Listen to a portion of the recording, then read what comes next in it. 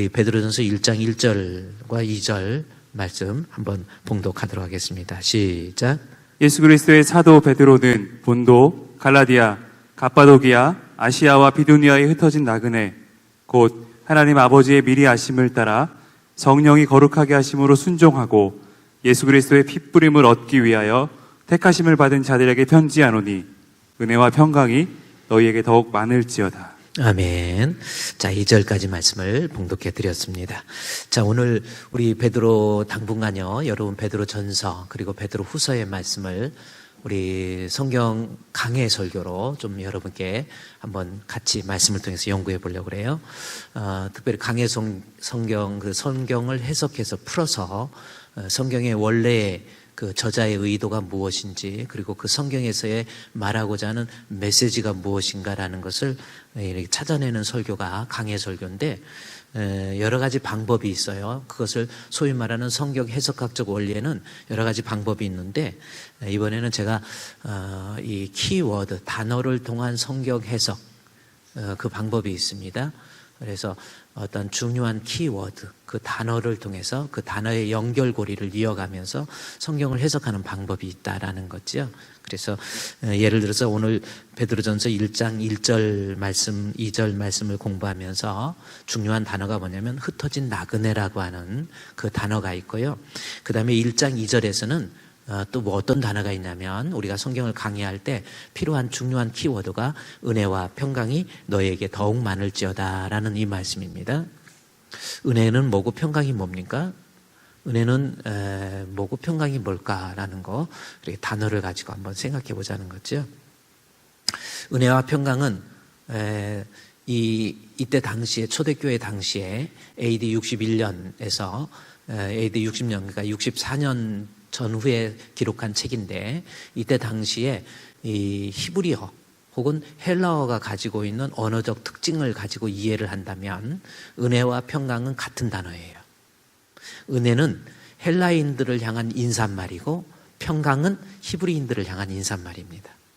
그래서 여기에서 이제 우리는 은혜가 뭐냐, 평강이 뭐냐, 그것을 하나의 그 카테고리 속에 담아서 그 성경을 해석할 수 있다라는 거죠. 그래서 이제 다음에는 은혜와 평강에 대해서 말씀을 또 공부해야 됩니다. 그 다음에 이제 키워드를 또 이제 여러분이 잠깐 이게 성경 해석 방법 중에서 1장 2절에 보면은 하나님께서 택하심을 입었다라는, 택하심, 하나님의 선택이 나오죠. 그리고 선택 다음에 3절 말씀에 예수 그리스도를 죽은 자 가운데 부활하게 하심으로 말미암아 우리를 거듭나게 했다 해서 중생입니다. 그래서 선택 그리고 중생, 하나님이 선택하고 예수를 믿게 해서 거듭나게 하면 그걸로 끝나는 게 아니에요. 살아가면서 6절부터 보면은 또 7절에 너희 믿음의 확실함은 불로 연단해서 이 연단의 과정을 통한 성화가 나와요. 그래서 우리 구원의 서정을 보면, 우리가 구원을 어떻게 받는가라고 하는 구원의 서정을 보면 하나님의 선택 그리고 중생, 선택받은 사람은 반드시 예수 믿게만, 중생, 예수를 믿는 사람은 하나님께서 그 죽을 때까지 그냥 그 믿음으로 끝나는 게 아니에요. 계속해서 우리가 여러 가지 시험과 환난을 통한 성화라는 겁니다. 그래서 인생을 살면서 여러 가지 시험도 있고 어려움도 있고 눈물 나는 사연도 있고, 이것이 신앙적으로 보면 원망하고 불평할 거리가 아니라 나를 하나님의 자녀로서 거룩하게, 그리고 그리스도에게 조금 더 밀착하도록 만드는 하나의 성화의 과정이에요. 그래서 우리가 이 성도들이 이런 우리의 삶의 모습들을 어떻게 바라보고 이해해야 될 것인가라는 것을 이 성화라고 하는 것, 그 성화해서 거룩하게, 그래서 죽을 때까지 성화하는 겁니다. 인생은 완전한 사람이 없어요. 예수 믿었다고 다 거룩합니까? 목사라고 다 거룩합니까? 아니에요. 시간 가면서 늘 한 걸음 한 걸음 늘 살아가면서 이런 문제 저런 문제 속에서 우리는 연단되어지고 훈련되어져서 그가 나를, 그래서 그러한 모든 과정 속에서 힘들고 어려운 그러한 일이 있으면 내가 하나님 원망하고 왜 나한테 이런 일이 생겨 이럴 것이 아니라 그가 나를 단련한다는 것. 나를 try, 그렇죠? When he has tried me, I shall compose as gold, 그러잖아요. 나를 그가 단련하신 후에 내가 정금같이, 금과 같이 나오도록. 여러분 앞으로 세상 살아가면서 뭐 코로나의 위기든 뭐 가정의 문제든 자녀의 문제든 내가 육신의 질병의 문제든 이런저런 문제를 통해서 성도라고 한다면 그러한 문제를 통해서 원망하고 불평하고 좌절하고 절망할 것이 아니라 나를 조금 더 주님 앞에 거룩한 존재로서 성화시키는 과정으로 그것을 치환해서 고통을, 눈물을 성화의 과정으로 치환해서 나를 좀 더 성숙한 그리스도인으로서 나를 만들어내야 돼요. 그래서 정말 늘 그런 것 같아요. 내가 늘 하나님 앞에 어떤 모습인가 이런 거 늘 알아가는 모습이 참 중요한 겁니다. 무슨 일이 있어도 늘 그래요. 그 다음에 이제 그걸로 끝나는 게 아니라 이제 영원한 천국, 영화가 나오죠. 7절 말씀에 영광과 존귀. 그래요. 우리 주님 앞에 갔을 때의 영광과 존귀. 그래서 베드로전서 1장을 통해서 우리가 크게 볼 것이 나그네, 그 다음에 은혜와 평강, 그리고 구원의 서정에 있어서 하나님께서 또 미리 정하신 그들을, 그래서 정하신 그들을 콜링, 부르시고 부르신 그들을 의롭다, 중생하시고 의롭다 하신 그들을 성화하고 성화하신 그들을 영화롭게 하셨느니라. 그래서 이 본문의 내용을 바울이 교리서신에서 로마서에서 또 미리 정하신 그들을 부르시고 부르신 그들을 의롭다 하시고 의롭다 하신 그들을 영화롭게 하셨나이다. 누가 우리를 그리스도의 사랑에서 끊으리요. 환난과 핍박과 기근과 적신과 위협이나 칼이랴. 그 어떤 거라도 내 안에 있는 우리 주 예수 그리스도의 하나님의 사랑에서 결코 끊을 수 없느니라. 이게 나오거든요. 이게 무슨 뜻이에요? 하나님께서 미리 정한 사람은 결코 구원이 변경되거나 취소되지 않는다라는 말이에요.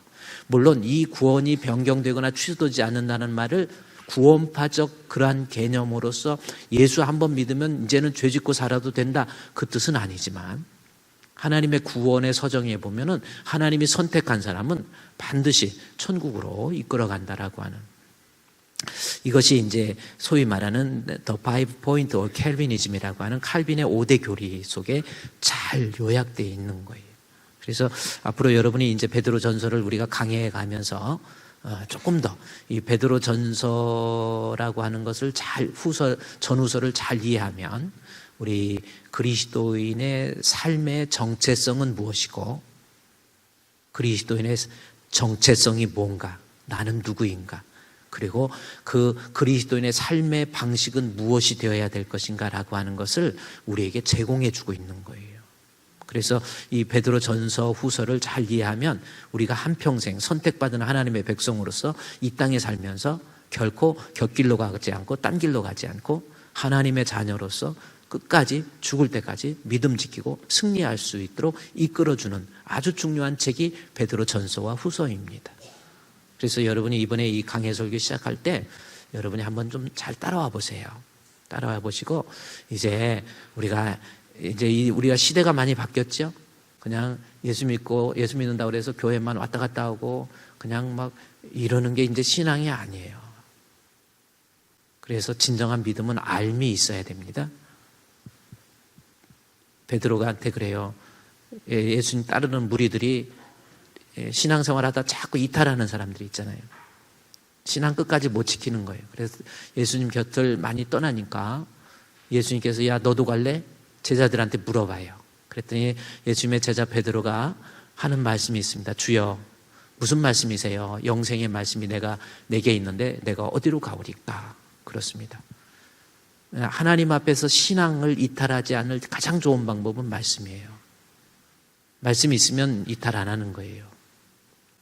여러분이 뭐 실족했다, 넘어졌다, 뭐 나 상처받았다, 그거요 사실은 말씀이 내 안에 거하지 않기 때문에 그러는 거예요. 그리스도의 말씀으로 풍성하게 거하면 우리는 얼마든지 이겨낼 수 있는 문제입니다. 그래서 그러면서 그 말씀이 뭔가 그랬더니 믿음이 이 영생의 말씀이 내게 있는데 내가 어디로 가오리까? 그러면서 나는 주가 그리스도이신 것을 알고 믿었습니까? 믿고 알았습니까? 이것도 아주 중요한 거예요. 믿음은 알아지는 거야. 그래서 암과 믿음은 뗄래야 뗄 수가 없는 거예요. 그냥 하나님의 말씀을 제대로 알지 못하고 생긴 믿음은 그냥 옛날에 시골에서 뭐 할머니들 물 떠놓고 비나이다 그것도 믿음이거든요. 그러나 그 믿음으로는 구원을 얻지 못하잖아요. 진정한 구원은 믿음은 들음에서 나며 들음은 그리스도의 말씀입니다. 말씀을 통해서 생긴 믿음이 구원 얻는 믿음이지 인간의 종교심을 구원 얻는 믿음으로 착각하지 마세요. 그래서 이런 강해 설교 같은 거 할 때, 금요일 날 강해 설교 같은 거 할 때 뭐 코로나거나 말거나 그냥 나오셔서 마스크 좀 힘들어도 마스크 차고 말씀 자꾸 들으면요, 내 안에 믿음이 생겨요. 믿음이 생기면 세상이 그렇게 너그러워집니다. 무슨 일이 있어도 이해가 되어지고, 아, 그럴 수도 있겠다, 이런 게 생긴다니까요. 자, 오늘은 그러면서 이제 우리가 지난주에 공부했던 이 베드로전서 1장 1절에서 또 말씀을 공부하고 은혜를 나누고자 합니다. 베드로전서 1장 1절에 보면 아주 중요한 키워드, 여러분이 제가 이제 또 찾아보라고 하면 1장 1절 한번 봅시다. 예수 그리스도의 사도 베드로와, 여러분 이제 책을 읽는 거예요. 성경을 읽고 이 말씀을 통해서 베드로가 우리에게 말하고자 하는 어떠한 신학적 의도가 무엇인지를 우리 같이 찾아보자는 거예요. 우리 앞으로 그런 방식을 가지고 우리도 신앙생활 좀 해야 되잖아요. 그러면 1장 1절에 예수 그리스도의 사도 베드로 그랬죠? 예수님의 사도 베드로 맞죠? 베드로는 이 사도라고 하는, 아포스톨로스라고 하는 이 사도의 개념은 중요한 것은 뭐냐면 예수님으로부터 직접 계시를 받아야만 사도라고 하는 겁니다. 그리고 그 제자들로부터 계시를 받은 사람을 속사도라고 이야기해요. 그래서 여러분이 혹시 기독교 관련 서적을 읽다가 사도 그러면 예수님으로부터 직접 계시를 받은 사람, 그리고 속사도는 예수님으로부터 계시를 받은 제자들로부터 하나님의 말씀을 들은 사람, 그 다음 당 이제 교부, 그래서 속사도 교부 막 나오죠. 어쨌든 사도는 예수님으로부터 직접 계시를 받아야 돼요. 예수님의 12제자들 직접 계시를 받아서 그들을 사도라고 합니다. 자, 그러면 사도 바울은 사도예요, 아니에요? 사도예요, 아니에요? 이때는 가만히 있어야 되겠다 그러지 마시고, 아니 제가 그랬죠. 사도 바울은 사도입니까 아닙니까? 그러면 뭐 이름 말해줘. 다음 답은 2번이다. 답은 뭡니까? 사도 바울은 사도예요, 아니에요? 사도예요. 근데 베드로는 사도 베드로라는 말을 잘 안 하는데, 사도 바울을 이야기할 때는 거의 사도를 붙여요. 거기에는 이유가 있습니다. 의도적인 거예요. 다분히 의도적인 겁니다.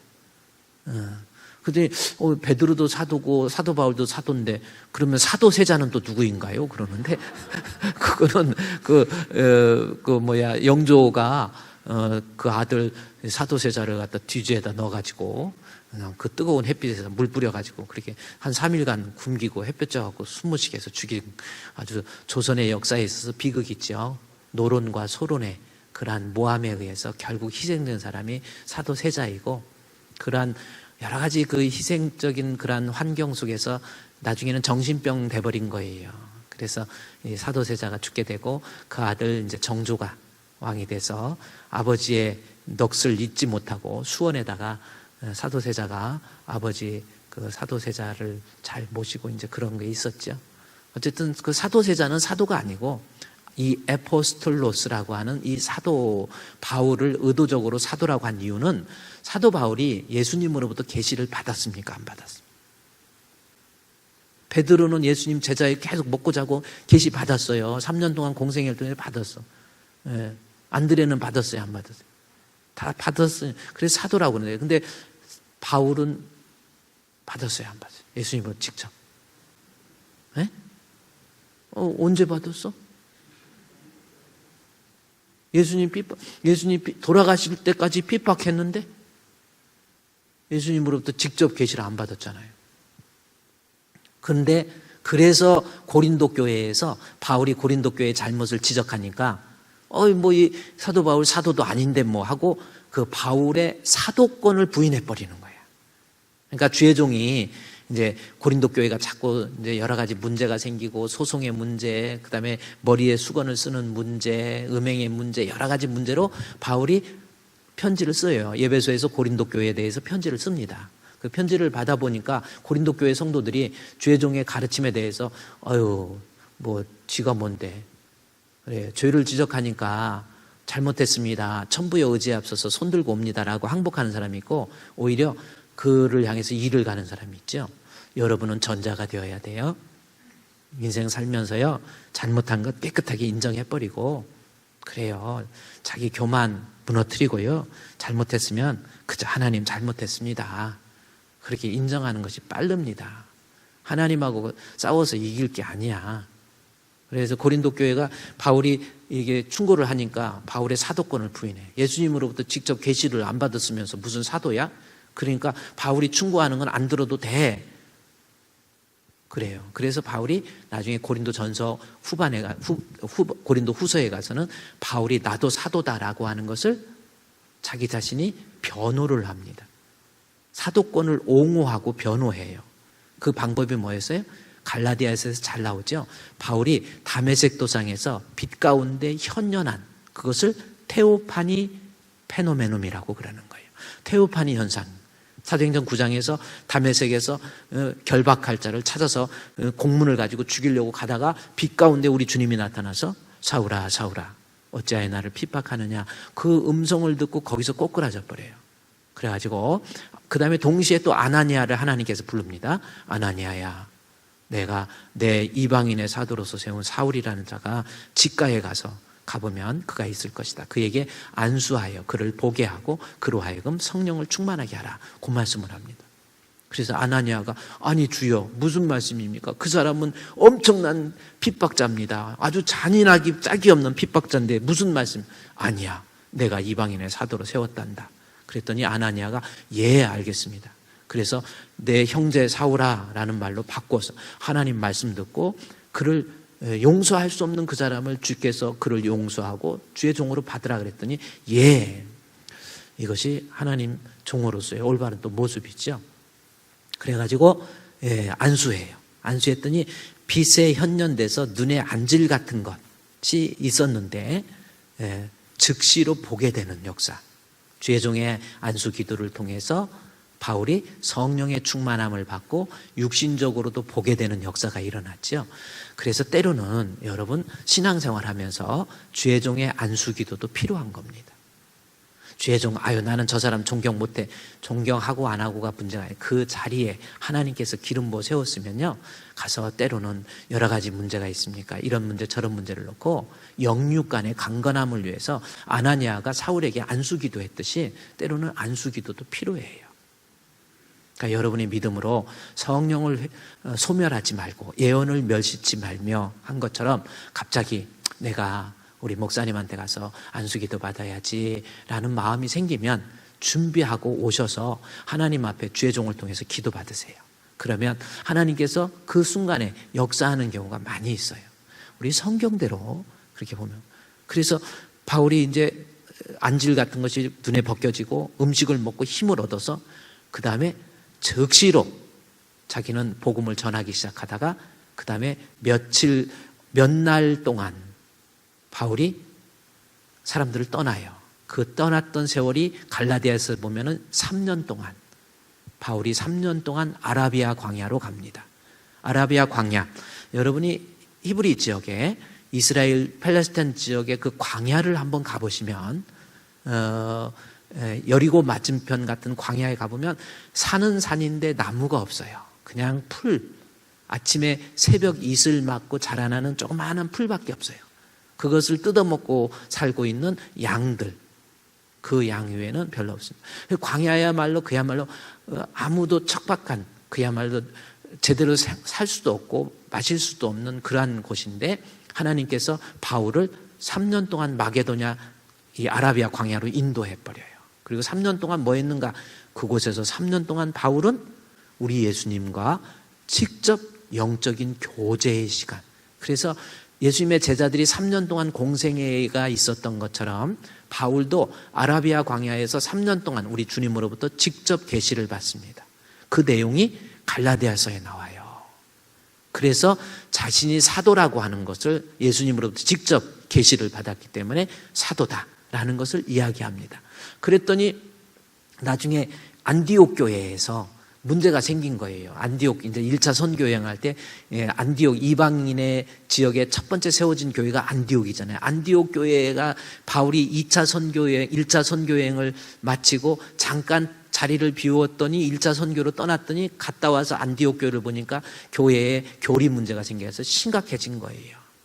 그때 바울의 사도권에 대해서 바울이 가리킨 교훈이 과연 제자들이 가리킨 교훈과 같은 교훈인지 아닌지 이것을 확인하는 과정이 필요했어요. 그래서 바울이 AD 35년에 빛 가운데 현현된 가운데 회심을 하고 난 다음에 1차 선교 여행을 가기 위해서 떠났다가 돌아온 게 AD 50년이거든요. AD 50년에 바울의 사도권의 문제를 가지고 바울의 교리가 과연 주님으로부터 받은 계신지 아닌지 그것을 증명하기 위해서 예루살렘으로 건너갑니다. 그래서 예루살렘에서 이 문제를 가지고 예루살렘 총회를 해요. 총회를 했더니 예루살렘 교회의 기둥과 같은 베드로와 야고보가 그리고 바울이 서로의 복음을 서로 교환하고 나서 직접 계시를 받았던 제자들의 교훈과 그리고 우리 예수님으로부터 빛 가운데 현현에서 받았던 바울의 교훈이 쌤 맞다 해서 교제의 악수를 하게 됩니다. 그래서 바울의 사도권이 확실하게 예루살렘 공의회 최초의 기독교 총회지요. 예루살렘 총회에서 바울의 사도권이 발표가 돼버린 거예요. 바울은 우리 주님으로부터 받은 계시자 사도이다, 아포스톨로스다. 그리고 그 바울이 받은 빛 가운데 아라비아 광야에서 받았던 그 계시와 예수님으로부터 3년간 공생애를 통해서 받았던 그 교리가 일치한다라고 하는 것이 교제의 악수라는 말 딱 나와요, 거기. 그래서 바울은 사도입니다. 그랬죠? 뭐 좀 길게 얘기했지만 우리가 심야 기도 때는 좀 이런 기독교적 용어를 쉽게 이렇게 좀 접하면 성경을 다른 거를 읽을 때나 다른 기독교 관련 서적을 접하게 됐을 때 쉽게 연결이 되니까 이런 단어를 알아놓지 못하면 읽다가 한참 읽다가 뭔 말인지 모르게 돼 있거든요. 자, 그러면 베드로전서 1장 1절에 예수 그리스도의 사도 베드로는 그랬죠. 예수님부터 직접 계시를 받았다는 거죠. 그래서 사도 베드로라고 하는 것을 굳이 나타내는 이유가 있습니다. 바울은 의도적으로 내가 사도다라는 거, 사도권이 자꾸 비판을 받으니까 나 주님으로부터 계시를 받았다라고 하기 위해서 사도라는 단어를 쓰고 있고, 베드로가 여기서 사도라고 하는 것은 베드로 개인의 말이 아니라 바로 예수 그리스도께서 베드로를 통해서 주시는 말씀이다라고 하는 뜻이 예수 그리스도의 사도라는 뜻 속에 들어가 있는 거예요. 그래서 베드로가 쓴 책이지만은 우리 주 예수 그리스도의 말씀이다라는 겁니다. 아멘. 성경은 저자이가 있지만 기록자에 불과한 거예요. 저자는 오직 한 분, 하나님이십니다. 창세기에서부터 요한계시록까지 하나의 주제를 가지고 오직 개약신학과 그리스도라고 그러죠. 그리스도라고 하는 주제를 가지고 창세기에서부터 요한계시록까지, 그리고 그 그리스도라고 하는 그 예수 그리스도에 대해서 창세기에서부터 시작했던 희미한 예수 그리스도가 점차적으로 나중에는 요한계시록에서 풀필먼트라고 성취되는 것. 그래서 그 말을 개약신학과 그리스도라 그렇게 이야기하는 것. 유명한 책입니다. 그 개약신학과 그리스도라고 하는 책은 아주 유명한 책이에요. 그래서 성경 전체의 주제는 기록자는 여럿이 있지만 성경의 저자는 오직 하나님이시고, 그리고 그 주제는 예수가 그리스도심이라고 하는 그 주제를 향해서 줄기차게 흘러가고 있다라는 겁니다. 자, 어쨌든 예수 그리스도의 사도 베드로는 그 다음에 본도, 갈라디아, 갑바도기아, 아시아, 비두냐에 흩어진 나그네 해서 오늘 이 흩어진 나그네를 통해서 이 베드로 전서를 우리가 공부를 하는 거예요. 그래서 제가 지난주에 여러분께 말씀을 드렸지만 흩어진 나그네라고 하는 이 단어가 베드로 전서와 후서를 관통하고 있는 아주 중요한 내용이에요. 그래서 이 환난 속에서 성도는 누구이며 그 성도가 이 환난 속에서 어떻게 살아야 되는 건지 나그네의 삶을 통해서 성도의 정체성을, 나그네의 삶의 방식을 통해서 성도의 삶의 방식을 이야기해 주고 있는 거예요. 그래서 이 나그네라고 하는 단어를 잘 이해해서 성도의 베드로가 이 나그네라고 하는 것을 통해서 우리 성도의 정체성은 무엇이고 성도가 이 험한 세상을 어떻게 살아야 될 것인가 라고 하는 것을 설명하기 때문에 여기서 흩어진 나그네가 어떤 의미인지를 우리는 알아야 됩니다. 자, 먼저 지난주에 했던 것 잠깐만 여러분이 또 복습을 조금만 하도록 하겠습니다. 자, 성경에서는 이제 흩어진 나그네는 그리스도인의 정체성과 삶의 방식을 담아내는 용어이다, 단어다, 그렇게 이야기를 했어요. 자, 여기서 흩어진 나그네라고 하는 것이 그럼 무슨 뜻인가라는 것, 이것을 여러분이 알아야 됩니다. 나그네 하면은 여러분의 머릿속에서 어떤 생각을 하냐면, 그냥 이렇게 떠돌아다니는 그러한 사람, 나그네, 이런 개념으로 이야기를 생각을 하고 있죠. 나그네. 한번 따라합시다. 나그네. 나그네 어디 인생은 나그네 그런가요? 인생은 나그네 그 노래 있나요? 그래서 그냥 이렇게. 그런데 이 나그네라는 단어가 우리말이 가지고 있는 그 나그네의 개념과는 좀 틀려요. 여기에서 흩어진 나그네 할 때 나그네라고 하는 그 헬라어의 단어를 보면 이 헬라어의 단어에 파레피테모이스라는 단어를 썼습니다. 이 나그네라는 거예요. 자, 파레피테모이스, 이 파레피테모이스, 그러죠? 헬라어입니다. 파레피테모이스라고 하는 것은 무슨 뜻이냐면 제가 여러분께 쉽게 앞으로 나그네, 성경에서 나그네를 이야기할 때 나그네의 의미는 방랑자. 인생은 나그네도 있지만 방랑자도 또 노래 있죠. 방랑자여 기타를 울려라, 뭐 그런 거 있지 않습니까? 방랑자가 뭐예요? 아니고 순례자로 번역을 해야 돼요. 나그네는. 그러니까 우리가 나그네의 개념은 흔히 방랑자의 개념을 가지고 있는데 성경에 나그네로 번역되어 있지만 그 나그네는 순례자로 번역하는 것이 더 성경에서 말하는 의도를 잘 담아내는 단어입니다. 그럼 순례자, 차라리 흩어진 순례자들에게 편지 안 오니 그랬으면 좀 좋았을 텐데 그냥 나그네로. 왜냐하면 이 단어가 이 파레피테모이스라는 단어가 나그네라고 보통 사전적 의미로 있으니까 그랬는데 여기서 사실 나그네보다는 순례자입니다. 그러면 순례자와 나그네의 차이는 뭐예요? 자, 순례자와 나그네의 차이 뭐죠? 순례자와 나그네의 차이. 자, 나그네는 그냥 다니는 거예요. 그냥 나그네는 목적지가 없어요. 그렇죠? 그러나 순례자는 분명한 목적지가 있습니다. 그래서 본문에 흩어진 나그네 그러면 어떤 뜻이에요? 네가 지금 이 세상에 살고 있지만 네가 살고 있는 이 세상은 너의 세상이 아니고 분명히 네가 가야 될 목적지가 있는 거예요. 그러니까 우리를 나그네로 지금 이야기하고 있잖아요. 여러분은 지금 이 땅에 살고 있잖아요. 이 땅에서 살고 끝나는 게 아니라 여러분이 가야 될 궁극적인 목적지가 따로 있다라는 겁니다. 그것이 어디예요? 그걸 여러분이 인식하고 있습니까? 우리 성도는 흩어진 나그네. 그래서 앞으로 나는 누구인가에 대해서 내가 그랬잖아요. 나그네의 삶을 통해서 그리스도인의 정체성을 이야기한다 그랬는데 나는 누구인가라는 겁니다. 나는 누구예요? 이 땅에 태어나서 살고 있지만 이 땅에서 영원히 살다가 그냥 둥글둥글 살다가 그냥 끝나는 것이 아니라 나는 이 땅에 살고 있지만 이 땅이 내 삶이 아니고 나는 영원한 곳 시온성, 저 멀리 비는 나의 시온성, 오 거룩하신 아버지 집. 그 찬송 아십니까?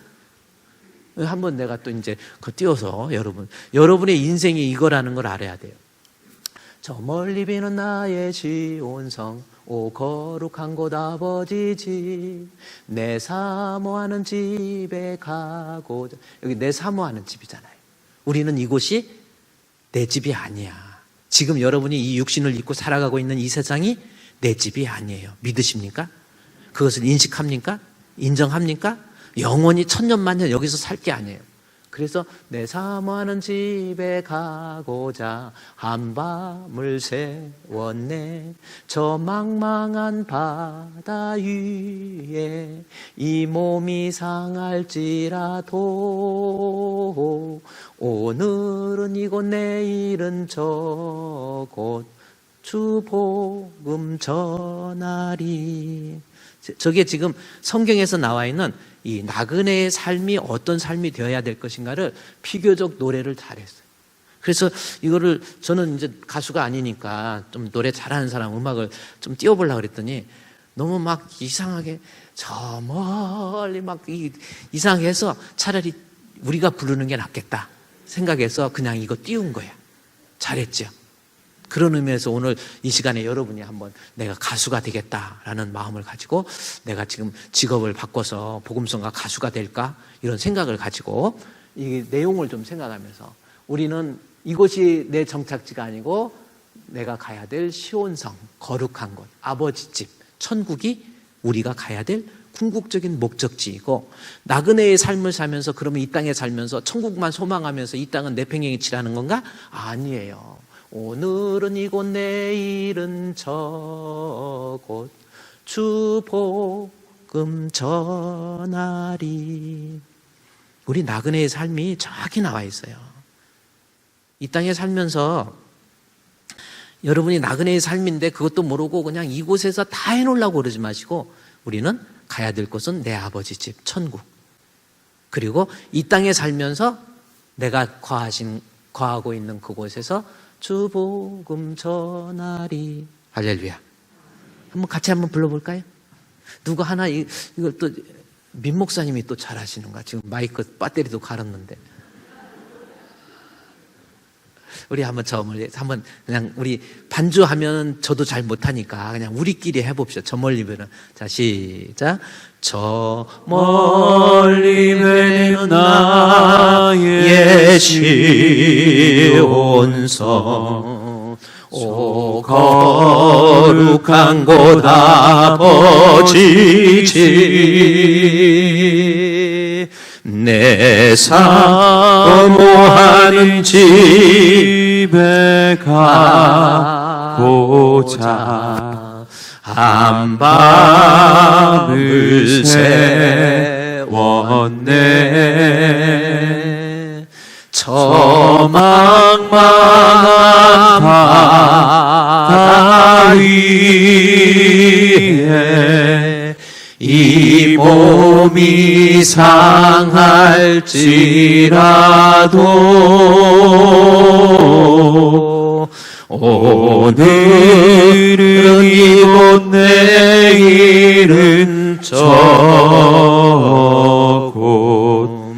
주 복음 전하리. 아멘. 근데 이렇게 막 질질 끌어도 되는 음악인가요? 원래 저 멀리 비는 나의 집 그렇게 해야 되는데 저 멀리 어느 게 맞은지는 잘 모르겠네. 자, 그렇습니다. 여기에 보면 또 중간에 또 하나 우리가 가야 될 곳은 이곳이 아니고 시온성 거룩한 곳 아버지 집이고, 그다음에 이 인생 살면서 저 망망한 바다 위에 뭐예요? 이 몸이 상할지라도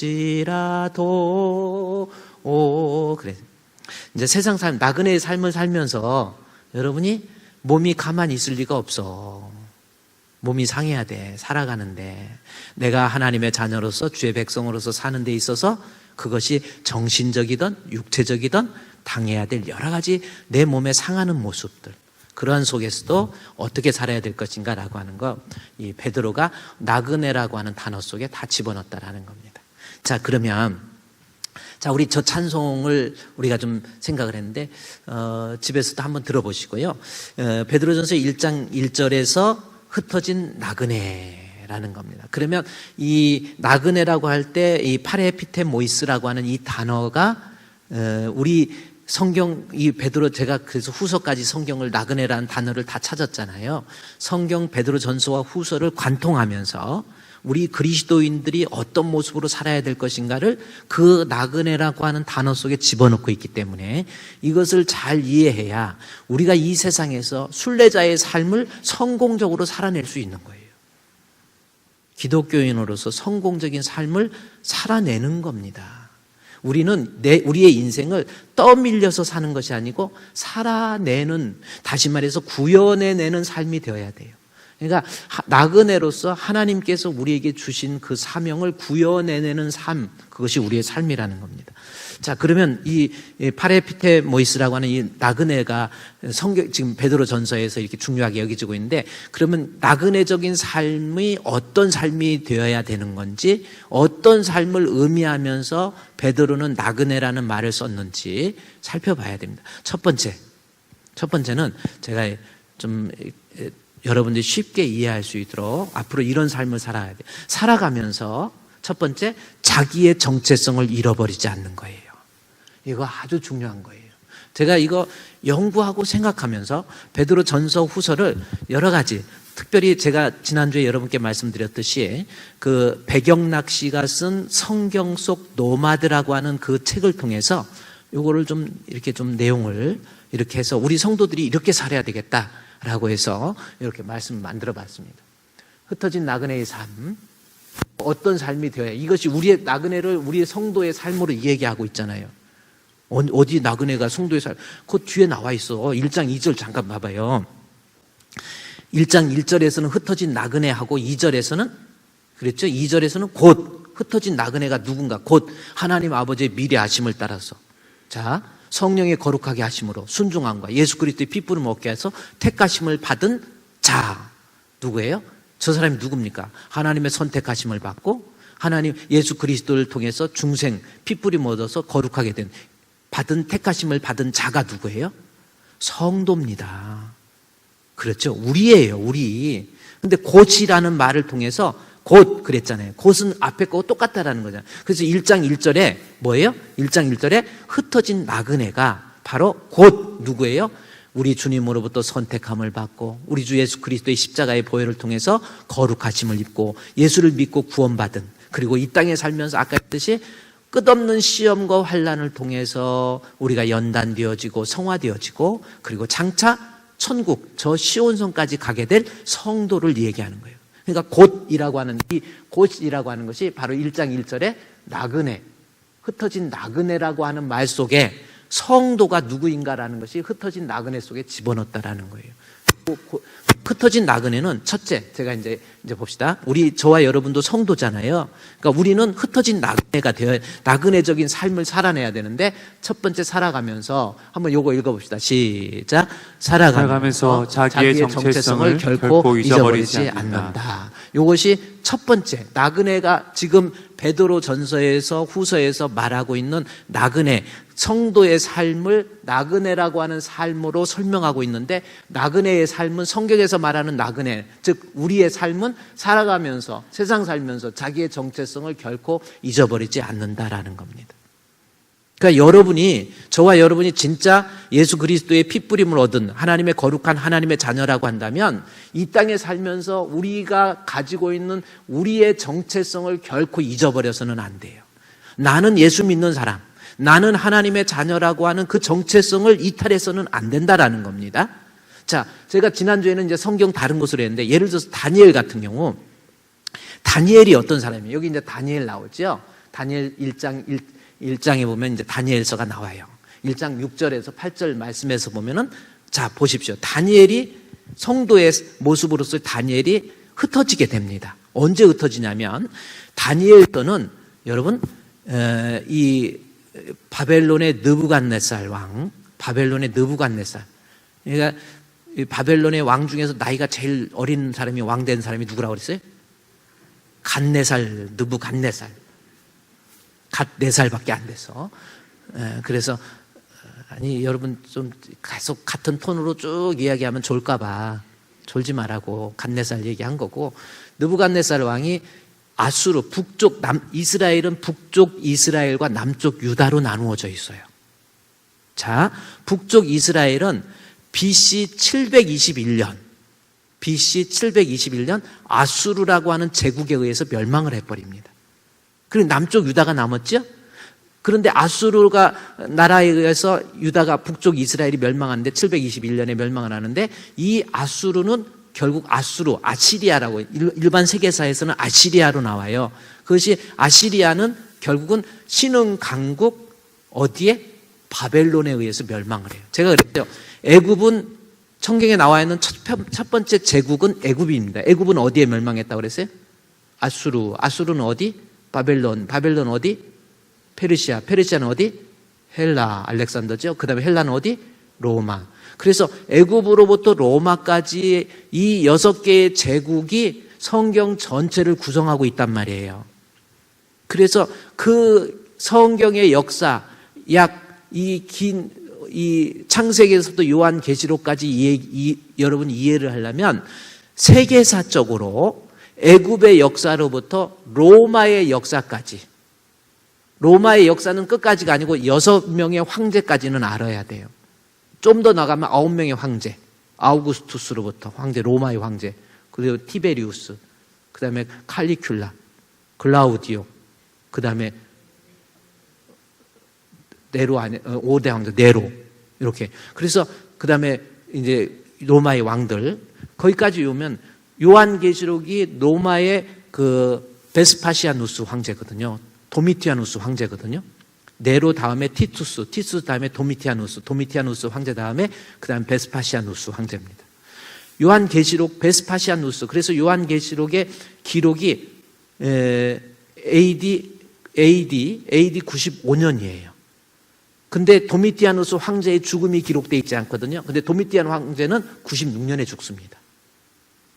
그러니까 그래서 성경의 역사를 여러분이 제대로 알려면 6개의 제국을 먼저 이해해야 되는 거예요. 자, 그런데 여기에서 이 성도의 정체성 살아가면서 다니엘 같은 경우는 어떤 사람이냐면 BC 700 아수르를 바벨론이 멸망시키고 바벨론이 BC 605년도에, 자, 721년에서 605년이면 상당히 세월이 지났죠? 그렇죠? 721년이 더 오래된 거예요. 거꾸로 내려와야 되니까. 605년도에 이 페르시아의 바벨론의 느부갓네살이 침공을 합니다. 그리고 다시 605년, 그 다음에 597년도에 2차 침공, 3차 침공이 586년도. 그래서 바벨론의 3차 침공 때 남쪽 유다가 멸망을 해요. 그래서 북쪽은 721년, 남쪽은 586년에 멸망을 해버리는 거예요. 그런데 다니엘은 어떤 때냐면 605년도에 바벨론의 느부갓네살이 와가지고 유다를 침공을 하는 거예요. 드디어 이제 아수르를 멸망시키고 이제 유다까지, 그리고 애굽까지 이제 치르기 위해서 바벨론이라는 제국이 넘어옵니다. 엄청난 제국. 이 바벨론, 창세기 11장에 나와 있는 바벨론은 신바벨론이에요. 구바벨론이에요. 그리고 지금 다니엘서에 나와 있는 바벨론은 신바벨론입니다. 그래서 창세기 11장에도 바벨론 있잖아요. 창세기 그 바벨탑 쌓고 그러는 거. 함무라비 법전, 그게 창세기 11장에 나와 있는 그 법전이에요. 바벨론 제국이. 그리고 그게 신바벨론이고 이제 구바벨론이고 이제 신바벨론. 신바벨론 때 다니엘을 잡아가요. 1차 포로 때 605년도 때 가가지고 다니엘을 잡아옵니다. 잡아와가지고 다니엘서 1장 6절에서 8절 말씀 한번 볼까요? 다니엘을 605년에 잡아가가지고 그 가운데 느부갓네살이 유다에 605년도에 침공해가지고 유다 가운데 유다 자손 곧 다니엘과 하나냐와 미사엘과 아사랴에 있었다라는 거죠. 다니엘의 세 친구라고 그래서 다니엘, 사드락과 메삭과 아벳느고 여러분 그렇게 외웠잖아요. 자, 4명의 아주 머리 좋고 유다인 중에서 전쟁을 일으켜가지고 유다인들 중에서 아주 머리가 좋은 사람들을 뽑아가가지고 귀족들을 뽑아간 거예요. 그 중에 하나가 다니엘이 뽑혀간 거예요. 그래서 6절 다음에 다니엘 좀 더 넘어가면 환관장이 그들의 이름을 고쳐서 다니엘은 벨드사살이라고 하고, 하나냐는 사드락이라고 하고, 미사엘은 메삭이라고 하고, 그 다음에 이사랴는 아벳느고라 하였더라 해서 바벨론에서 포로를 해가지고 다니엘을 잡아서 이름까지도 다 바꿔버리는 거예요. 그들의 문화를 다 바꿔버리는 거예요. 이름까지도 다 바꿔버리는 거예요. 포로로 왔으니까. 그래서 애굽에서 같이 쓰던 이름까지도 여러분 개명한다라는 거, 일본이 사람들을 의식을 바꾸기 위해서 창시 개명한 거 있지요. 이거 개명이란 사람의 이름을 바꿔버리는 거예요. 그래서 다니엘의 이름도 그래서 이제 뭐 이름을 바꿔가지고 사드락과 메삭과 아벳느고로 이름을 바꿔버린 거예요. 그러니까 새로운 이스라엘 백성이지만 유다 사람이지만 바벨론에 끌려가서 바벨론의 문화, 바벨론의 관습, 바벨론의 언어, 바벨론의 이름으로 정착시키고 이 사람을 변화시키고 교화시키려고 해요. 그랬는데 6장 7절 8절에서 다니엘서 1장 6절 7절 8절에 보면은 그럼에도 불구하고 다니엘은 어떻게 했느냐면 이제 거기 나옵니다. 이 다니엘서 1장 6절에서 8절 말씀해 보면은 다니엘이 8절 말씀해 보세요. 다니엘서 1장 다니엘은 자 왕이 시켜가지고 이름까지 다 바꿔버리고 너는 이제는 음식도 바꿔버리는 거예요. 그러니까 우리나라가 일본이 식민지 시켜가지고 여러분 이름도 바꾸고 그래서 우리나라 말에 일본 말이 많이 들어있잖아요. 언어 바꿔버린다는 거예요. 그래서 양파를 뭘로 바꿨어요? 담아내기. 마니를 뭐요? 이빠이. 그래서 제가 담아내기 이빠이까 눈물 찔끔찔끔 난다 됐어 막. 그래서 우리 말에 일본 말이 많이 들어있는 거예요. 그만큼 일본어로 바꿔버리려고. 그래서 다니엘도 잡아다 놓고 이스라엘 사람인데 유다 사람인데 그들에게 하나님 믿는 것 대신에 이름까지 바꿔버리고 그다음에 음식도 바꿔버려요. 그런데 거기에서 다니엘은 어떻게 합니까? 바꾸고자 하는 거기에 동화되고 흡사된 것이 아니라 8절 말씀에 다니엘은 그럼에도 불구하고 분명한 뜻을 정하여 왕의 음식과 그가 마시는 포도주로 자기를 더럽히지 아니하고 자기를 더럽히지 아니하도록 환관장에게 구했다. 이 말씀이 나옵니다. 여기서 중요한 것은 뜻을 정했다라고 하는 이게 나그네적인 삶에 있어서 아주 중요한 거예요. 그러니까 우리는 나그네잖아요. 나그네로 있는 우리의 삶 속에서 우리가 이 땅에 살면서 이 세상의 문화나 이 세상의 관습이나 이 세상의 어떠한 가치관이나 그런 거에 동화되고 세속화되는 것이 아니라 우리가 진정 성경에서 말하는 나그네는 어떤 나그네냐면 그 노도와 같이 밀려오고 있는 세상의 문화와 관습과 가치관과 윤리와 도덕적인 것이 나를 흡순다 할지라도 진짜 하나님 앞에 진정한 팔에 이 나그네라고 하는 사람은 그 자기의 정체성을 지켜요. 그 가운데 세상의 습관, 세상의 관습에 의해서 인생을 살아가는 것이 아니라 하나님이 주신 자기만의 주신 하나님의 규범을 따라서 살아가는 것. 이게 나그네야 된다는 거예요. 그러니까 여러분이 인생을 앞으로 살면서 진짜 그리스도인이라고 한다면 나그네라고 한다면 세상의 가치관이 나의 가치관이 아니에요. 세상의 문화대로 내가 흡수되는 세속화되고 거기에 동화돼 버리고 거기에 묻혀버리고 그 사람들과 같이 똑같이 사는 것이 아니라 그 익숙했던 그 패턴에서 탈출해서 자기만이 가지고 있는 어떠한 하나의 인생 살면서의 교훈, 규례, 율법, 결국 뭐예요? 기독교인들이라고 하는 것은 뭐냐면 세상 속에 살지만은 그 세상의 문화나 어떤 가치관에 동화되는 것이 아니고 우리 하나님이 주시는 가치관에 의해서 하나님이 주신 뜻에 의해서 살아가는 사람.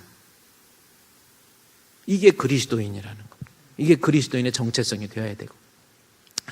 여러분 제가 그래서 노마드라는 단어를 제가 여러분과 오늘 아까 대표 기도할 때 우리 노미진 집사님이 어떻게 자기 이름하고 비슷하다고 노마드를 아주 잘 풀어서 기도할 때 하시더라고. 지난주에는 못 나오셨죠? 근데 어떻게 들었어요? 유튜브로 들었어요? 거기 보니까 노마진이 막 나오지? 네. 노미진 집사님. 자, 제가 이 노마드라는 여러분 이 단어는 하나쯤 외워놓으면 제가 좋습니다. 예. 왜 쓰다가 말았어? 노마? 보이노마? 내노마? 내노마 노마드입니다. 근데 왜 이게 노마드라는 것이 이게 뭐냐면 20세기 아주 유명한 사상가라고 불려줄 수 있는 사람이 프랑스 사람인데 질 듈리주라고 하는 사람입니다. 사진 한번 볼까요? 질 듈리주라는 이 사람은 여러분 한 번쯤 알아둘 수 있는 제가 지난주에 혹시 책을 여러분이 꼭 좀 구입해서 읽는데 여러분 이 책 읽어봐야 몰라요.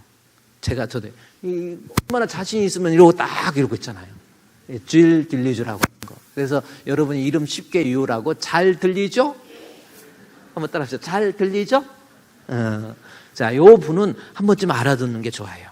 이 질 딜리주라고 하는 사람이 어떤 사람이냐면 1900, 그러니까 20세기잖아요. 아주 유명한 아주 사상가 혹은 철학가 혹은 사회사업가라고 알려질 수 있는 격이 올라갔어요. 제가 그래서 칸트라고 하는 사람은 칸트의 순수이성 비판이라는 책이 있고요. 하이데커라고 하는 유명한 철학자들이 있어요.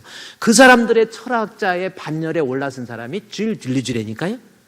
근데 질 딜리주가 그렇게 철학자의 반열에 올라갔던 이유가 뭐냐면 바로 이 하나의 단어, 노마드라는 단어입니다. 노마드. 아까 노마드라는 이름 이제 다시 아마 다 썼을 거예요. 노마드라고 하는 단어입니다.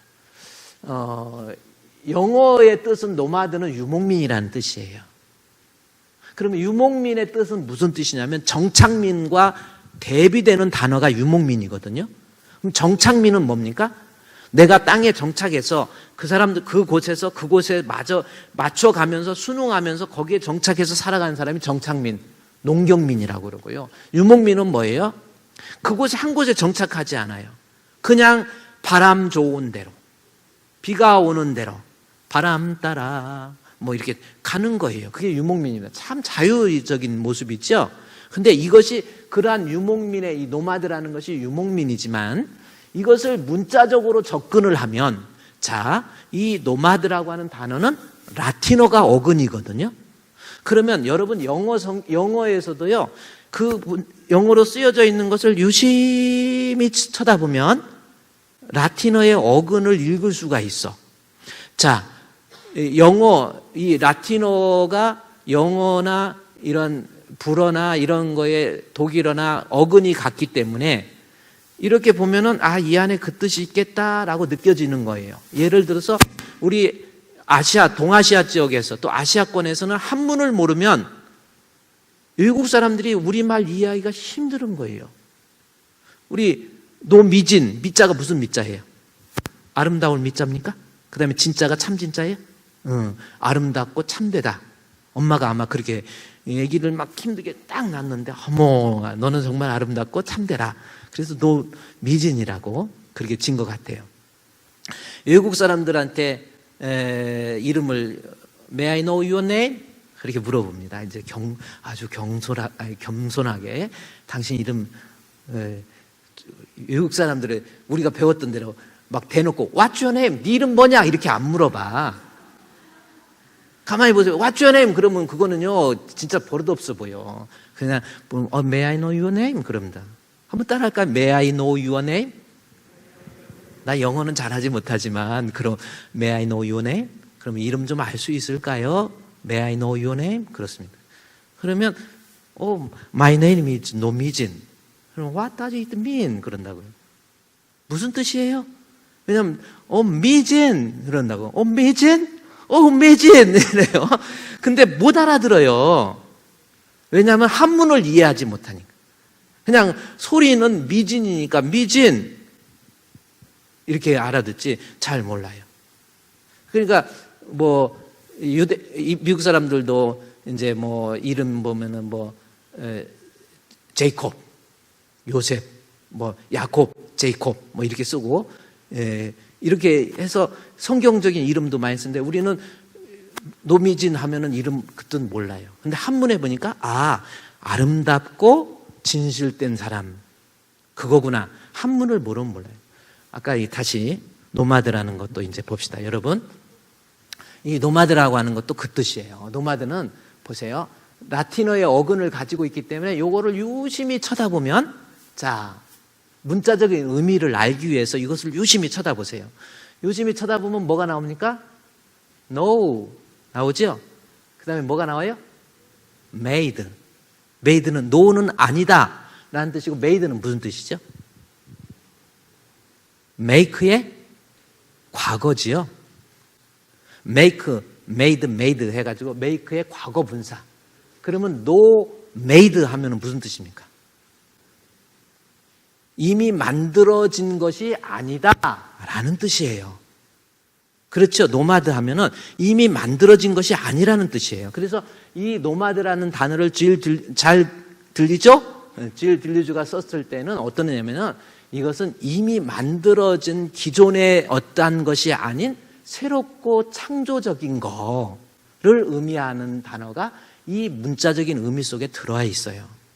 그래서 노마드 하면은 이것은 대단히 창조적이고 대단히 새로 만들어진 이미 기존의 어떤 형식과 틀에서 벗어나 있는 그러한 의미로서 노마드라고 하는 단어.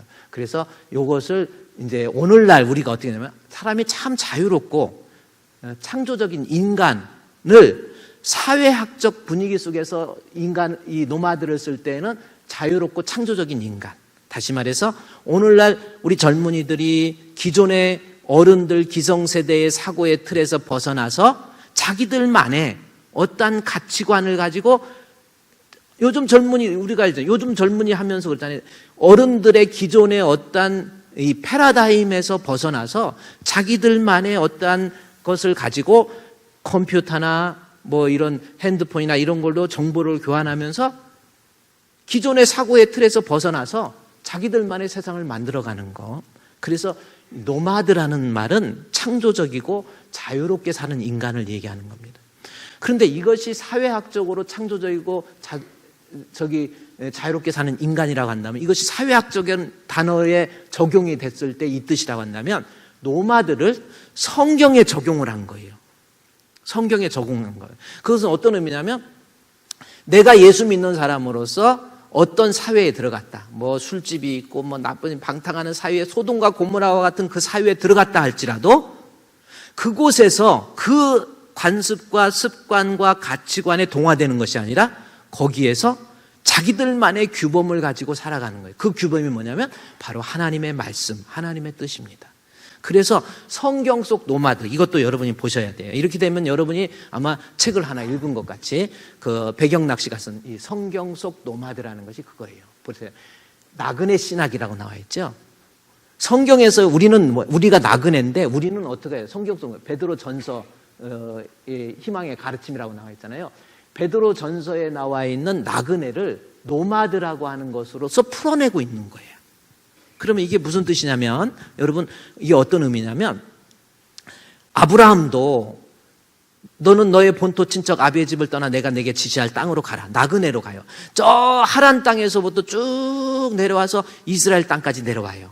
그러나 이스라엘 땅에서 내려왔을 때에 하란 땅이나 이스라엘 땅에 가서 그 이스라엘 가나안 족속들이 살고 있는 문화에 그가 거기에 이머전돼서 동화되어 가지고 흡수돼서 그들 삶과 같이 어울리는 그러한 삶이 아니라 아브라함은 저 하란 땅에서 이곳에 낯선 곳에 왔지만은 그곳에서 살면서 그곳에 동화되지 아니하고 하나님이 주신 말씀, 하나님이 주신 뜻, 그 뜻에 의해서 아브라함의 인생을 살아가는 거예요.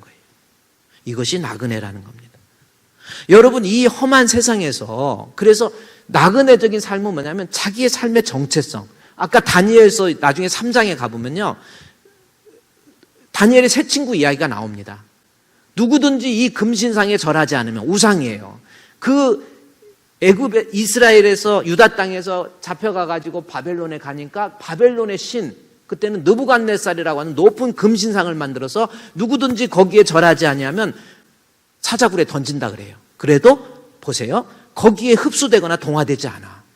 나는 하나님의 자녀. 나는 하나님의 백성. 나는 하나님의 말씀. 내가 그 말씀대로 살 거야. 누가 뭐라고 해도 사자굴에 던지움 받아서 죽을 위기가 처한다 할지라도 나는 하나님의 말씀, 주님 뜻대로 하나님 말씀대로 끝까지 살아가는 삶. 그것이 성경에서 말하는 나그네적 삶이고 그것이 우리의 삶이 되어야 되는 거예요. 저와 여러분의 삶이 앞으로는 살아가면서 누가 뭐라 해도 우리의 정체성, 크리스찬의 아이덴티티를 지키는 거예요. 크리스찬의 정체성을 그대로 가지고 내가 어려워도 앞으로는 이제 우리가 그렇게 베드로 전서에서 말하고 싶었던 것이 그거라는 거예요. 베드로는 너희들이 흩어져서 그곳까지 갔지만 자 보세요. 지도 한번 보여주세요. 흩어진 나그네라고 그래가지고 베드로전서 1장 1절에 보면은 거기 한번 1장 1절을 보면서 지도를 보면요. 예수 그리스도의 사도 베드로는 본도 갈라디아 제가 그랬죠. 본도 갈라디아. 자 본도가 어디 있습니까? 본든지. 자 본도가 어디 있죠? 본도. 그 다음에 비두니아. 그 다음에 갑바도기아. 갈라디아. 아시아. 여기 흩어져 있는 이곳에 다 아시아, 비두니아, 본도, 가파도기아, 갈라디아, 길르기아 여기에 흩어져 있는 나그네라고 하는 거. 그러면 이들이 왜 흩어졌느냐 하면 핍박 때문에 흩어졌거든요. 핍박 때문에 흩어져서 여기 이탈리아 있잖아요. 여기 지금 이탈리아가 여기 있는데 이 로마가 여기 안에 이탈리아 이쪽 안에 로마 들었잖아요. 이탈리아는 구두같이 생겼잖아요. 나라가. 안 그래요? 여기는 이제 그리스고 이게 지중해를 중심으로 여기 터키, 그리스, 여기 불가사리 뭐 나오고 여기 다 나오고 독일 나오고 막 그래요. 자, 이렇게 그리스, 이탈리아, 그다음에 여기 이쪽으로 가면은 이제 바울이 4차 선교행을 가고자 했던 이 에스파냐, 스페인, 그다음에 이쪽 가면 영국, 여기 브랑슈와 막 나오잖아. 유럽이 그래요. 이렇게 지리가 됐는데 이탈리아에서 황제가 영을 내려서 예수 믿는 사람 다 추방시키라고 그러는 거예요. 그리고 네로 황제가 AD 64년에 엄청난 박해로 인해서 그리스도인들이 다 쫓겨난 거예요. 그 먼 이곳까지 여기까지 뭐 예를 들어서 비두냐 이럴 때까지 약 800km 정도 됩니다. 본도에서 갈라디아까지. 본도에서 비두냐에서 이탈리아까지. 800km, 900km, 1000km 정도에 흩어졌어. 그러면 흩어져서 이곳은 완전히 기독교 문화가 아니에요. 완전히 죄악된 세상의 문화이고 타락된 문화이고 그런데도 불구하고 흩어져 있는 나그네는 뭡니까? 이들의 삶에 동화되지 않았어. 이들의 모습대로 살아가지 않았어요. 자기들만이 가지고 있는 하나님이 주신 말씀 가지고 하나님 뜻대로 주님 말씀대로 살아가고 있었던 그러한 모습이 바로 흩어진 나그네의 첫 번째 특징이에요. 제가 그래서 여러분이 앞으로 성경에서 나그네라고 그러면 여러분 각각의 어떤 이유에든지 우리의 나그네적 삶에는 내가 살아가는 삶의 현장에서 결코 하나님의 자녀로서 자기의 신분에서 이탈해서는 안 된다. 우리가 앞으로 저와 여러분도요 그런 나그네적 삶. 그래서 베드로가 너희들이 흩어져 있지만 그곳에서도 너희들이 누구냐? 하나님의 선택함을 받고 예수 그리스도로 말미암아 중생함을 얻고 또 여러 가지 시험이 있지만 너희들이 성화가 되고 영화될 하나님의 자녀가 아니냐? 그러니까 그들의 문화에 결코 흡수되지 말고 다니엘처럼 그곳의 문화에 흡수가 안 돼요. 언제나 하나님의 자녀는. 그래서 죽은 성도는 그냥 가면은 간 대로 남들 피우는 거 다 피우고 마시고 싶은 거 다 마시고 놀고 싶은 거 다 노시고 스탠드박 하고 싶은 거 다 스탠드박 하고 다 해버려. 그리고 주일날은 또 성경책 들고 와가지고 또 예배도 드리고 이렇게 돼버리는지 말고 우리는 나그네라는 것을 인식하면서 결코 어디를 가든지 그리스도인으로서 예수 믿는 사람으로서 우리의 신앙의 정체성을 끝까지 지킬 줄 아는 거예요. 주님 뜻대로 살기로 했네. 주님 뜻대로 살기로 했네. 주님 뜻대로 살기로 했네. 뒤돌아서지 않겠네. 할렐루야. 지금 나그네라고 하는 첫 번째 삶이 그겁니다. 제가 이제 또 두 번째 한번 요 부분도 이제 제가 오늘은 다니엘의 삶의 모습을 통해 다니엘은 나중에요 참 다니엘뿐만 아니라 다니엘이 나중에 참 어디 가서도 결코 동화가 안 돼요. 예수 믿는 사람 진짜 신앙이 있으니까 그들에게 같이 동화되지 않는 거예요. 그다음에 두 번째는요 한번 읽어봅시다. 시작. 살아가면서 자기의 사명을 결코 잊어버리지 않는다. 자, 그럼 다시 지도를 보세요. 자기의 사명을 잃지 않았다라는 미션 잃지 않았다. 여기까지 흩어졌어. 왜 흩어졌습니까? 네로 황제의 핍박 때문에 여기까지 멀리 자기 집 포기하고 자기 모든 거 포기하고 나는 아브라함처럼 갈 바를 알지 못하는데 다 흩어져서 살아요. 살면서 자기 신앙의 정체성을 지켰을 뿐만 아니라 살면서 원망하고 불평하면서 아니 나도 나름대로 신앙생활을 하려고 했는데 왜 이렇게 내 삶이 어렵냐? 왜 내 삶이 이렇게 힘드냐? 그리고 원망했습니까? 아니에요. 이 핍박 가운데 나를 흐트렀던 주님의 이 뜻이 무엇인가를 발견해 나가는 거예요. 나를 여기 갑바도기아까지 보낸 이유가 뭘까? 자기의 소명, 자기의 사명을 발견하는 거예요. 나를 이곳에 보낸 이유가 뭐지? 그러니까 여러분이 나그네 삶이라는 것은 여러분이 이 땅에 태어났잖아요. 자, 하나님은 아무 생각 없이 여러분을 이 땅에 보낸 거 아니에요.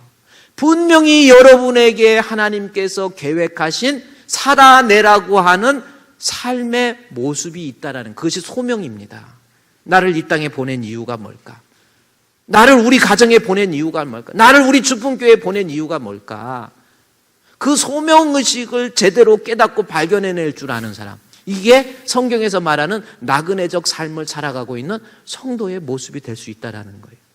자, 이것이요, 예를 들어서 이제 다음 주에는 이제 성경에 대해서 그걸 살펴보겠지만은, 가서도 핍박 때문에 흩어져서 저들이 원망이나 불평하지 않아요. 누구 미워하지도 않아요. 나를 이렇게 핍박 때문에 이렇게 갈 곳도 없이 집도 없이 나를 이곳에 보내서, 그러지 않습니다. 그곳에 하나님이 나를 이곳에 보낸 이유가 뭔가 해서 그곳에서 하나님 말씀을 전해요. 그래서 그곳에서 생명을 낳습니다. 그래서 저들을 다른 말로 뭐라고 했는데, 나그네를 뭐라고 그랬어요? 혹시 흩어져 있는 유대인들 뭐라고 합니까? 디아스포라라고 그러는 거예요. 디아는 무슨 뜻이고 스포라는 무슨 뜻이에요? 디아는 무엇을 통하여 라는 전치사입니다. 스포라라고 하는 것은 동사로 쓰일 때는 스프레이, 퍼뜨린다라는 뜻이에요. 무엇을 통해서 퍼뜨린다는 뜻이지만 이것이 명사로 쓰일 때는 씨앗이라는 뜻입니다. 씨, 동사를 이건 스포라, 씨. 그러니까 씨를 뿌리는 거예요. 그러니까 뭐냐면 내가 흩어져서 인생을 살면서 그 어느 곳에서든지 자기가 하나님으로부터 생명을 살리라고 하는 하나님의 씨앗이라는 것을 발견하면서 살아가는 거, 이게 나그네의 두 번째 삶입니다. 팀 켈러라고 하는 사람이 아주, 티모시 켈러라고도 하죠. 팀 켈러라고 하는 아주 유명한 책을 우리가 읽기 쉽게 잘 쓰는 분이 팀 켈러라고 하는 분입니다. 티모시 켈러. 여러분이 기독교 서점에 가보면은 이렇게 보면 괜찮네요 보면 티모시 켈러라고 써 있어요. 팀 켈러라고. 그 팀 켈러가 쓴 책 중에서 결혼을 말하다라는 책이 있습니다. 그래서 여러분이 가정에서 살면서 결혼식을 하고 이렇게 살면서 한 번쯤 읽어봐야 될 책 중에 하나가 결혼을 말하다라는 책입니다. 그 책에서 보면은 하나의 일화가 기록되어 있어요. 팀 켈러 목사님이 목회를 하면서 신방을 가요. 신방을 갔는데 제가 언젠가 여러분께 말씀을 드렸던 것 같아요. 신방을 가갖고 목사님 모시고 팀 켈러 목사님이 예배를 인도하려고 그러는데 갑자기 남편, 병상에 누워있는 남편에게 가서 그 방에 들어가서 예배를 드리는데 갑자기 이분이 대변을 본 거예요.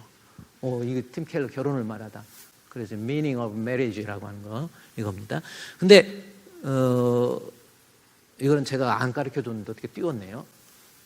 근데 대변을 본 거예요. 예배 드리는데. 그러니까 막 방 안에 냄새 나니까 옆에 있던 아내가 목사님 모시고 예배 드리려고 했다가 남편이 대변을 가릴 수가 없는 거야. 이분은 그냥 한 10년 이상 앓고 누워 있으니까.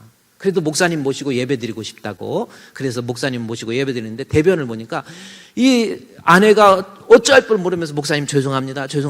목사님 잠깐만 저쪽에 가 계시고 가 계세요. 그리고 가 계시라고 한 다음에 문을 닫고 거기에서 남편이 대변을 본 거 다 닦아내는 거예요. 애기 똥 치우듯이 다 치우고 그 다음에 환기시키고 깨끗하게 한 다음에 다시 한 20분 30분 지난 다음에 목사님 들어오세요. 죄송합니다. 예배 드려주세요. 팀 켈러 목사님이 예배를 드리면서 눈물을 펑펑 흘린 거예요. 아니 집사님은 어떻게 이 남편을 10년 동안 이렇게 간호를 하십니까? 정말 대단하십니다. 제대로 움직이지도 못하고 대소변도 못하는데 그러면서도 하나의 불평함도 없이 이렇게 할 수 있나요?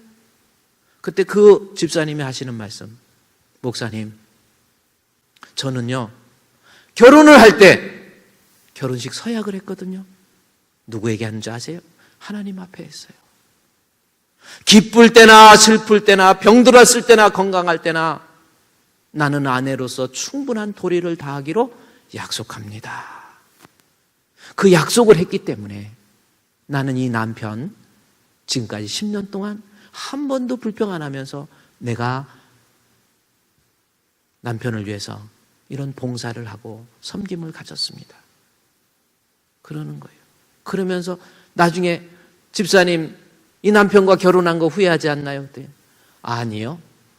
우리 남편이 이렇게 아프고 병들고 누워서 대소변도 못 가리고 그냥 눈만 뜨고 눈만 껌뻑껌뻑 할 수 있는 남편인 것을 하나님이 미리 아시고 너 아니면 이 사람 간호할 사람 없어.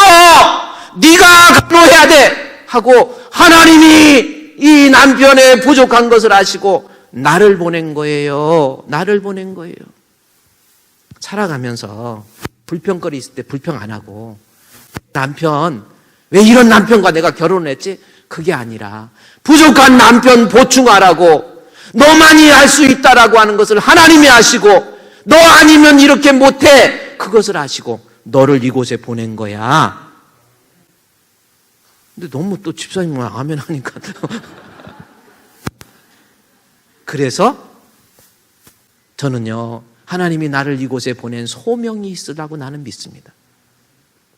가정에서도 여러분 그래요. 우리가 나그네라의 삶이라는 것은 살아가면서 늘 그것이 교회가 됐던 그것이 집안이 됐던 또 우리 자녀들 중에서 애가 좀 부족하거나 뭐한 거 있으면요 왜 너는 그러냐 너는 왜 그러냐고 구박할 것이 아니라 얘가 좀 부족하니까 하나님이 이 아이를 나에게 주신 거야.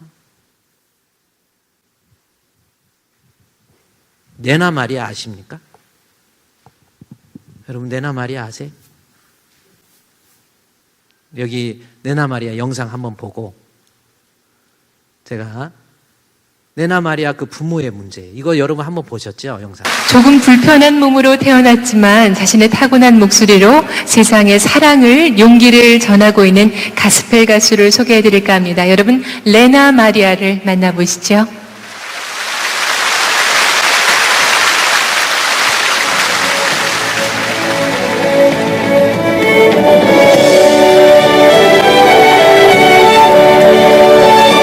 목소리로 온 세상에 사랑을 전하는 레나 마리아. 그녀는 1968년 스웨덴에서 두 팔이 없고 한쪽 다리가 짧은 중증 장애인으로 태어났다. 정상인과 똑같은 교육을 받게 한 부모의 도움으로 수영과 십자수, 피아노, 요리, 운전에 이르기까지 그녀는 못하는 것이 없다. 없어요. 그녀는 세계 대회에서 4개의 금메달을 땄고 음악을 전공한 후에는 가스펠 가수로 활동하기 시작했다. 꾸준히 노력해서 장애를 극복하고 정상인과 다름없이 많은 일들을 해내고 있는 그녀의 모습은 보는 이로 하여금 숙연한 마음마저 느끼게 한다. 자, 여기까지만 보여주고 모든 시간이 없어요. 자, 사람은 됐습니다. 동등한 가치를 여기까지만 보여주고 다음 주에 보여드릴게요. 다음 주 결석하지 마세요. 연속곡도 이때쯤 끊어야 다음 주 나오잖아. 연속곡은 그렇게 기다리면서 아이 참. 근데 제가 왜 이 내나 마리아를 얘기하냐면 아기를 낳는데 양쪽 팔이 없어. 그리고 다리 하나는 조그만해. 두 부모가 보고 뒤로 자빠진 거예요. 그래서 아버지가 이 아이를 고아원에다 갖다 놓으려고. 왜 이 아이가 태어났는지. 그러다 하나님 앞에 기도해요. 기도하다 정말 하나님께서 주시는 음성을 들은 거예요. 이 아이가 네 딸로 태어난 이유, 너만이 이 딸을 잘 키울 수 있기 때문에 내가 보낸 거다라는 하나님의 음성을 들은 거예요. 이 딸을 향한 자기의 소명을 발견한 겁니다. 그래가지고 이 아이를 고아원에다 갖다 놓지 않아요. 자기가 키웁니다. 사랑과 믿음으로 키워요. 나중에 엄청난 여자로 만들잖아요. 다음 주 한번 보세요. 못하는 거 하나도 없어요. 하나도 없다면 거짓말이고 못하는 건 빼고 다 잘해. 여러분 자식 때문에 불평하고 원망하는 거 그거 성경에서 말하는 우리의 삶이 아니에요. 못하면 못할수록 네가 필요하니까 하나님이 너를 보낸 거야. 아내가 부족하다고 생각되면 될수록 아내를 향해서 불평하고 원망하고 그러라는 것이 아니고 너만이 이 아내를 사랑해 줄 수 있어서 너를 보낸 거야 라고 하는 하나님의 미션을 발견하는 거예요. 그게 우리 나그네적 삶입니다. 오늘은요 나그네적 삶 두 번째 중간 하다가 말았어요. 다음 주에 또 하도록 하겠습니다. 기도하겠습니다. 하나님, 나그네적 삶을 우리가 살아낼 수 있는, 그래서 어디 가든지 하나님의 자녀로서의 정체성을 잃지 않고 어느 곳에서든지 주님이 나보고 이곳에 보낸 이유가 무엇인가를 발견하고 깨닫고 그것을 통해서 생명을 잉태해낼 수 있는 참으로 복된 나그네적 삶을 살아낼 수 있는 저희들 되게 해 주시옵소서. 예수님의 이름으로 기도드리옵나이다. 아멘. 주신 말씀